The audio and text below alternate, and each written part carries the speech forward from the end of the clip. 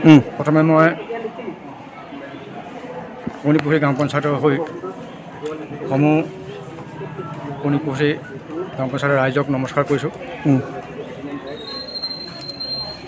আমি আজি বৰ সৌভাগ্যৱান, ভাৰত চৰকাৰে যিটো আজাদী কা অমৃত মহোৎসৱ আঁচনি লৈছে, তাত বিশেষকৈ আমাৰ সমাজৰ বীৰ বীৰাংগনাসকলে দেশৰ হকে কেনেকৈ প্ৰাণ আহুতি দিলে, আমি হয়তো আমাৰ পাছৰ জেনেৰেশ্যনখিনি চিনিও নাপাইছিলে, কিন্তু এই অনুষ্ঠানৰ পৰা আমাৰ বীৰ বীৰাংগনাসকলৰ তেখেতসকলৰ দেশৰ কাৰণে কেনেকৈ অৰিহণা আছে, দিন ৰাতি কৰি তেখেতে কষ্ট কৰি জীৱনটো কেনেকৈ উৎসৰ্গা দিলে দেশৰ হকে, আৰু তেওঁলোকৰ কাৰণে আজি আমি নিৰাপদত আছোঁ।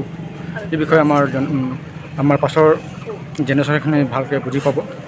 সেয়ে এই আঁচনিটোক লৈ আমি খুবেই গৰ্বিত, আৰু এই আঁচনিটো মই ভাবোঁ প্ৰতি বছৰে যদি এই বীৰ বীৰাংগনাসকলৰ মৃত্যু দিৱসৰ লগত সংগতি ৰাখি যদি আমি পালন কৰিব পাৰোঁ, তেতিয়াহ'লে তেখেতসকলৰ মৃত্যুক আমি পবিত্ৰ এটা অনুষ্ঠান বা